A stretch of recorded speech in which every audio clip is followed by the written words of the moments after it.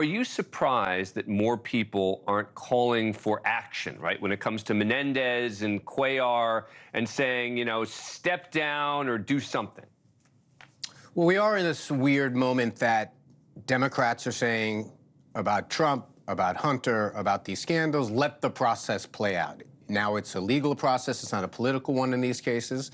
Let people have their trials, call their witnesses, and we'll see what happens.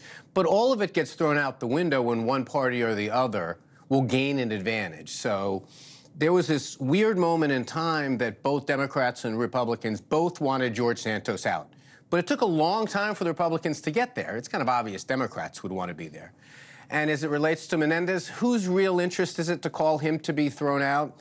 You're not going to have a new person that's going to come in there that's going to change the balance of power any. So it's really hard to figure out. But if your viewers want to divine a consistent path, it is what is the politically expedient one for whatever party is doing the talking.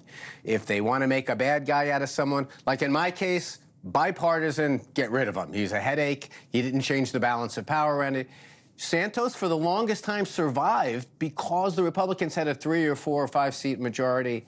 But to be honest with you, my general view is let the legislative process, the political process decide who gets elected in and out, and let the judicial process decide who goes to prison. So you don't think it's a timing issue, meaning you don't think that if your situation had happened today that it would have played out any differently?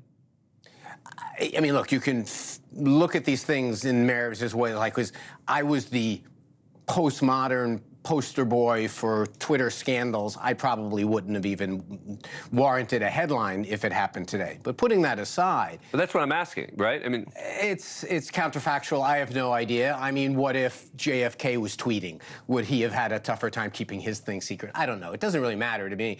I mean, it is what it is. But in terms of today... the people, I think, that get into trouble legally, we don't have any more members of Congress getting indicted and having legal problems today than we ever did. There's always been 435 members of the House, 100 members of the Senate. There was always been someone who was getting into some kind of legal problems. But that being said, now with the microscope on all of these things, is there different standards? Yes, there's a different standard legally. We saw it just with Donald Trump and Hunter Biden. Democrats saying, let the process play out. So it was Hunter's turn. That's what we were saying. The Republicans seem tied in a knot because they don't have a consistent philosophical position on this. The Biden politicized Justice Department was attacking Hunter Biden. The whole narrative doesn't make much sense. But the bottom line is, if it's politically expedient for the parties, that's what they're going to do. What do you make about the fact that the FBI has been investigating New York City Mayor Eric Adams? I don't know what to make of it. The Southern District, and you know this, and the Eastern District, I think the Eastern District they're notoriously tight-lipped about what's going to happen. And the only information we're getting out are people who are getting subpoenas. If this is about the mayor expediting a fire inspection of a building for someone, that's a pretty weak case. I assume there's something more here. And remember, the standards, you know this, Dan, the standards for proving a quid pro quo for a high elected official after McConnell decision is pretty high. You're allowed to be a mayor who gets a call from a friend and says, help me out with a government thing, so long as it's not directly connected to some kind of a benefit. And I know that Americans don't like to hear this. There's fundraising going on all the time on every side of every issue. So I don't believe what we're hearing about the Adams case is correct. I don't think this is a function of doing someone a favor with the fire inspector. It seems too thin to be something that would hold up nowadays. Do you think that these days people can make political comebacks in a way that they couldn't 15 years ago? I mean, Andrew Cuomo, for example, people are suggesting he might run for mayor. People look at you, and people often say, oh, is Weiner going to run for office again, et cetera?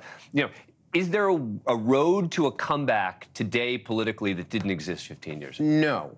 I think it always existed. I think people are always willing to give you second chances. I think there are certain consistent themes that you have to follow, and I'm not sure Andrew Cuomo was following it. One of it is complete acceptance of responsibility, real contrition, really show signs that you've learned some kind of lesson. I think citizens value that. Human beings in our personal lives, we value that.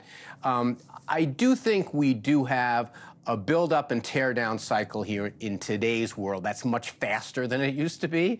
You know, you can be a governor of a state and be a former governor of a state in the bat of an eye nowadays. But that's true of all walks of life. It's true in your walks of life. Yep. I mean, like, you know, all it takes is a relatively minor mistake or a relatively small collection of facts that someone learns about your private life for you to get buried. But fortunately, I think fundamentally still Americans are forgiving people. They're going to forgive you? You're going to run again? I'm apparently so forgiven I can even appear on Dan Abrams Live. Yes, and exactly. I still get good ratings around it. Exactly. You going to run for anything ever again? I doubt it. I'm scratching the itch doing my radio show, having conversations like this. I had my moment. I basically did the equivalent of playing shortstop for the New York Yankees. I was a member of Congress, a middle-class guy with a job that was in the Constitution. I have no complaints. I've got many blessings in my present life. Thank you for watching. Go to NewsNationNow.com to find NewsNation on your cable provider. And don't forget to click the red subscribe button below to get more of NewsNation's fact-driven, unbiased coverage.